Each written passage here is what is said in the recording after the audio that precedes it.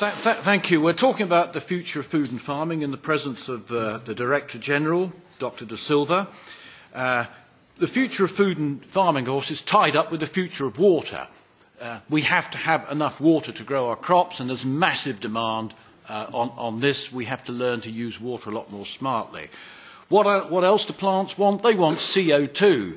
And they want it in larger quantities than it is in the atmosphere at the moment if we're going to get plants to grow at their optimum. And yet most of the people in this room want to starve plants of CO2. It is utterly ludicrous.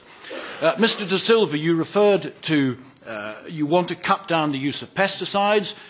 A minute or two later you said there is far more pests about.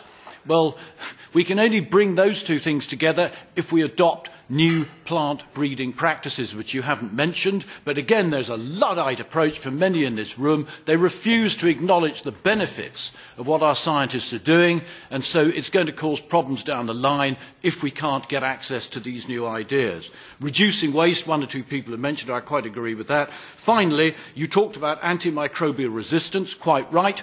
This is a massive problem for us now. I have two suggestions to throw in front of you today. The first is that where we support farmers, I think we should move our support towards those farmers who commit to producing livestock without antibiotics. Some are managing it, they need to be encouraged. At the same time, we need to put pressure on the WTO to say to them, look, if you're not prepared to allow countries to ban meat imports that have been produced using antibiotics, this is potentially harming human health. We have all got to join in with this together, and I hope maybe you will use your status to lean on the WTO. Thank you.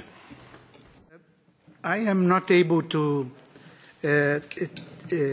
respond. You mentioned your names because I was not able to write it down, and I got a bit confused. But the first question was addressed about the resistance to antibiotics with animals. What we envisage is only to use antibiotics in a curative way, not as a preventive way. I think this is the big change we are looking for. But let me highlight that is need not only for animals like cows, goats, and sheep, but also for human beings also. We should evolve for a medicine more preventive and not only curative in the way that we use too much antibiotics.